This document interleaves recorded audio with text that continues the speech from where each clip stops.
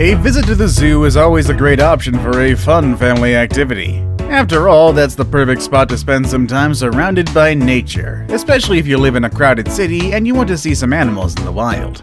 And I know some people today are against the idea of zoos and they believe animals should always be free. But we have to remember that there are bad people out there who are likely to harm them in the wild, and zoos are trying their very best at preserving some species and give them the quality of life that they deserve. However, there are some animals out there that succeeded in breaking free from the man-made environments and managed to escape the zoo. Their escapes put their communities in panic mode as everyone around was afraid to run into one of these wild animals. Make sure you stay tuned to watch the ultimate animal escape I have at the top of the list. It's honestly pretty crazy. With all that said and done, let's begin, shall we? Red pandas are cute and seemingly harmless, yet it was quite scary to see that Rusty, the red panda from the National Zoo in Washington, D.C., had escaped. Being such a small creature, the possible dangers of the big city were endless, and the zookeepers just wanted to make sure that their red panda was safe. The zoo authorities took their worries to Twitter as soon as they saw their little friend wasn't at his normal spot. The initial post read, "A missing red panda, a male named Rusty. He was last seen at 6 p.m. last night." Through their account, the zookeepers kept their neighborhood up to date on the search for the red panda. Everyone in DC kept their eyes open looking for Rusty. Finally, one of the residents spotted a red panda wandering around a residential area. Given that red pandas are not native to DC, the chances of it being Rusty were pretty high. And of course it was him. In less than an hour, animal control experts came over to the area and put Rusty in a crate to bring him back to the zoo. The next animal on this list spent 82 days on the loose. It was in fact a Humboldt penguin at the Tokyo Sea Life Park, and it wasn't until someone sent a picture of the penguin that the zookeepers realized they were missing one of the 135 penguins they have at their exhibit. Somehow the little penguin managed to climb a rock and make his way to the Tokyo Bay. He then jumped in a river, and that's where the director of another zoo spotted him and alerted the penguin's keepers. However, the authorities encouraged locals to stay away from trying to save the penguin and let the experts handle the situation. The zookeepers decided to wait for the bird to come back to shore and catch him in his sleep, but it took them more than 2 months to finally accomplish that. I guess Japanese zookeepers are very patient. I wouldn't be able to wait that long, but I'm sure the penguin enjoyed his time in the waters that run through the big city. What's scarier? To know there's a big wild animal roaming through the streets of your city, or to know there's a sneaky and potentially venomous small animal making its way through your neighborhood? I don't know about you, but I would prefer a big animal because at least you can see those quite easily. It's very different when it comes to a snake, and that's exactly what happened in the Bronx. The whole city of New York went into panic mode when the Bronx Zoo reported that one of their cobras was missing from their reptile exhibit.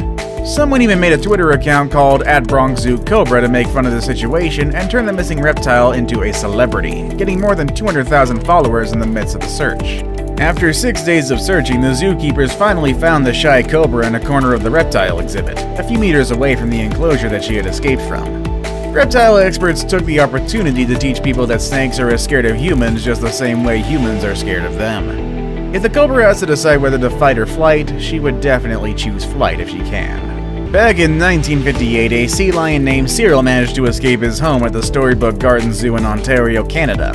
The brave sea lion swam through Lake Erie and made it through international boundaries until he was finally found around a boathouse in Ohio. Cyril was then taken to the Toledo Zoo, but was sent back to Canada a few weeks after that. However, the people at Toledo Zoo could have kept Cyril if they wanted to.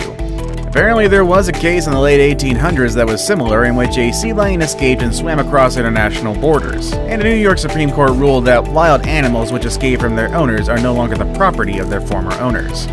9 years after the incident when Cyril passed away, the authorities of Ontario made a statue in honor of this famous sea lion. They also invited people from the Toledo Zoo to attend the unveiling ceremony. Zoo officials of Toledo and Ontario built and maintained friendships due to Cyril's epic swim. Who would have thought that a sea lion could make such an impact by swimming across international borders? Beloved Ape 29 was a renowned escape artist. Those were the words written in Ken Allen's obituary after the famous orangutan passed away back in the year 2000. Born in 1971, this ape was famous for escaping his enclosures, especially in the mid-80s. The most surprising thing about it was that Ken would escape his enclosure just to stroll around the San Diego Zoo and look at other animals. He was never aggressive towards visitors or zookeepers, and he knew that sooner or later they would come for him and bring him back to his enclosure. It was as if he was challenging himself to find new ways to escape. After multiple escapes, the zoo authorities began to watch him closely, in order to figure out how Ken managed to climb out of his enclosure. But Ken knew he was being watched, so he wouldn't do anything in front of them. The zoo finally hired rock climbers and invested $40,000 to identify Ken's escape routes and keep him from escaping in the future. It's actually a good thing that they did that, because other orangutans had already started to follow Ken's lead and were escaping as well. If you have dogs and cats, you know that out of these two, cats are the ones most likely to get lost and escape your house whenever they feel like it. However, dogs are a bit trickier. Dogs generally just stay by you and they will run away only when they see any open doors or windows, or, a cat. For that reason, it was quite shocking to see Virginia the wolf to escape her enclosure at the LA Zoo back in the late 70s. Just like dogs, wolves are not expected to climb trees or fences, but Virginia managed to do it quite a few times. She even avoided veterinarians and zookeeper visits thanks to her acquired skills. And funny enough, even tranquilizer guns had no effect on her. Virginia wanted to live in the wild and she managed to do it. At some point, one of the zookeepers joked by saying that Los Angeles was home to the largest wolf exhibit, referring to Griffith Park, the nearby area in which they lost track of Virginia. Up until today, we don't know if Virginia was ever recaptured.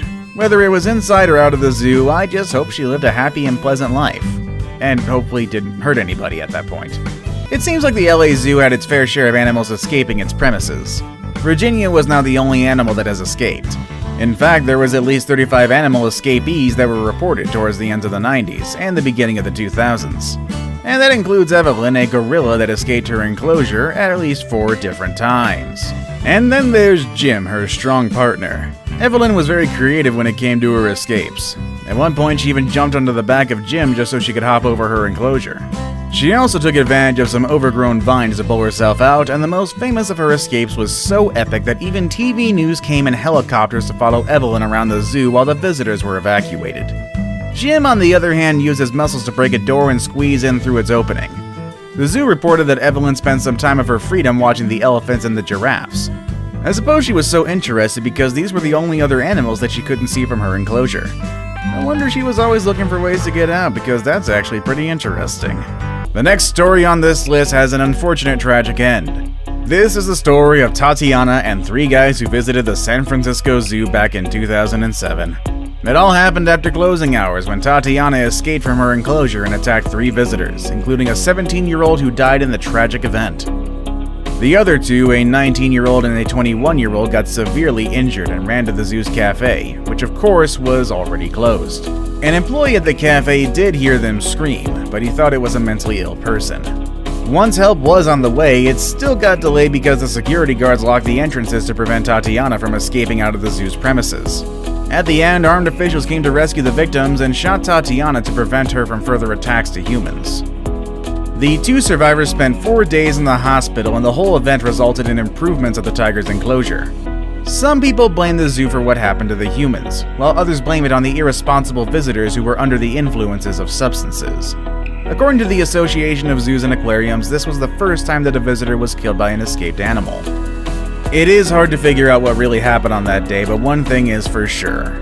Both the human and the tiger deserve to live longer.